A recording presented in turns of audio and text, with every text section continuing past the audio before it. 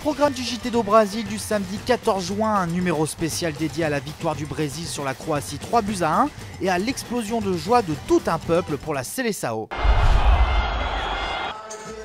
Avant le coup d'envoi, des milliers de Brésiliens retiennent leur souffle sur la plage de Copacabana. Des chants, des sourires, la confiance et la bonne ambiance sont de mise. Certains font leur prière, d'autres sont déjà dans le match. La rapide ouverture du score croate refroidit l'ambiance, temporairement. L'égalisation de Neymar est un véritable soulagement. Une heure plus tard, c'est encore Neymar, le sauveur, qui réapparaît. Son pénalty crucial est vécu avec passion.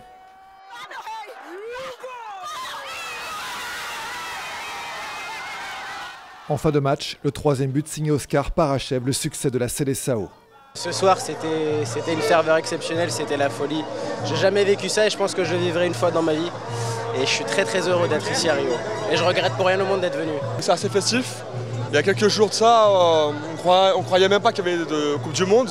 Mais là, aujourd'hui, d'un coup, tout le monde est sorti de chez soi et c'est la fête. La Coupe du Monde commence idéalement pour le Brésil. Mais nul doute qu'à chaque match, les supporters du monde entier seront là pour faire la fête jusqu'au bout de la nuit.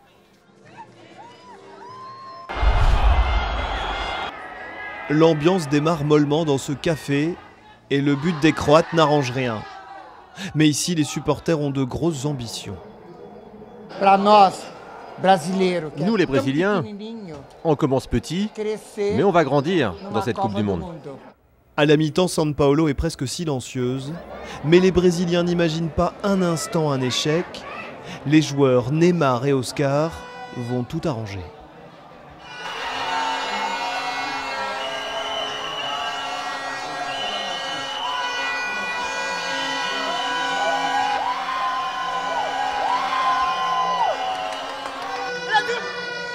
Le Brésil, c'est tout pour nous.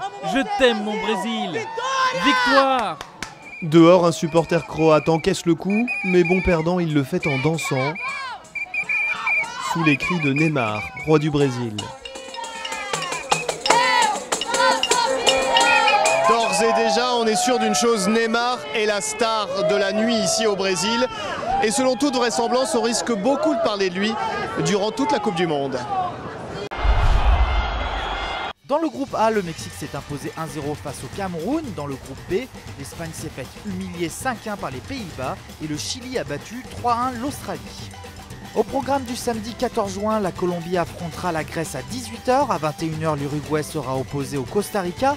À minuit, l'Angleterre se mesurera à l'Italie et à 3h du matin, la Côte d'Ivoire défiera le Japon.